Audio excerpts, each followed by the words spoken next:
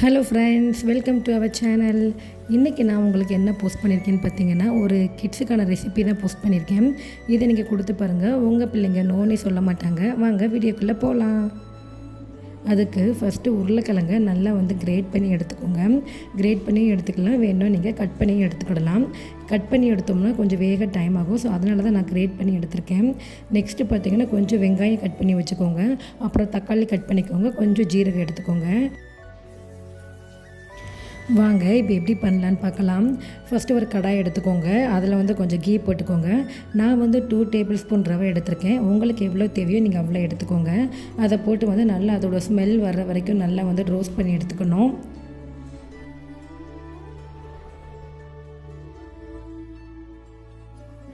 நல்லா ரோஸ்ட் பண்ணதுக்கப்புறம் அதை தனியாக ஒரு பவுலில் எடுத்துக்கோங்க. நெக்ஸ்ட்டு பார்த்திங்கன்னா அதே கடாயில் கொஞ்சம் கீ போட்டுக்கோங்க. அப்புறம் நான் கொஞ்சம் லைட்டாக ஜீரகம் ஆட் பண்ணிக்கிடணும். நெக்ஸ்ட்டு பார்த்திங்கன்னா கட் பண்ணி வச்சுருக்க வெங்காயத்தை ஆட் பண்ணிக்கோங்க. அதை கொஞ்சம் நல்லா வதக்கி விட்டுக்கோங்க. அப்புறம் கொஞ்சம் தக்காளி போட்டுக்கணும். நான் ஒரு சின்ன தக்காளி தான் எடுத்திருக்கேன். அதுக்கு மேலே போட்டால் ரொம்ப புளிப்பாயிடும்.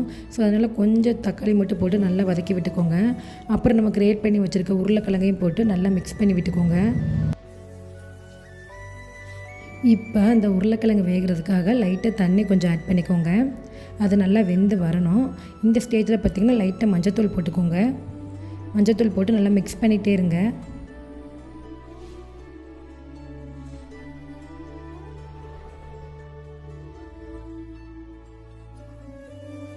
அப்புறம் நல்லா வெந்ததுக்கப்புறம் இந்த ஸ்டேஜில் நம்ம வறுத்து வச்சுருந்த ரவையை சேர்த்து நல்லா மிக்ஸ் பண்ணி விடுங்க.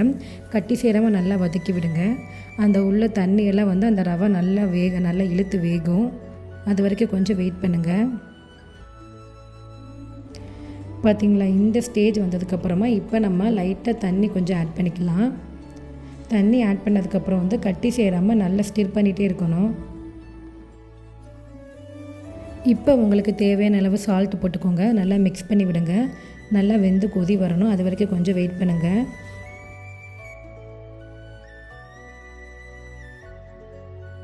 பார்த்திங்களா, நல்லா கொதி வந்துருச்சு. ஸோ நம்ம போட்டு ரவையும் நல்லா வெந்துருச்சு. உங்களுக்கு தேவை இருந்ததுன்னா கொரியண்டர் லீவ்ஸ் போட்டுக்கோங்க. இல்லை உங்கள் குழந்தைங்களுக்கு பிடிக்காது அப்படின்னா அதை ஸ்கிப் பண்ணிக்கோங்க. அவ்வளோதான், ஈஸியான ரவா கிச்சடி பண்ணிட்டோம். இதே மாதிரி நீங்களும் உங்கள் வீட்டில் பண்ணி கொடுங்க. உங்கள் குழந்தைங்க நோவே சொல்ல மாட்டாங்க. இந்த வீடியோ பிடிச்சிருந்ததுன்னா என்னோடய சேனலை சப்ஸ்கிரைப் பண்ணிக்கோங்க. பாய்.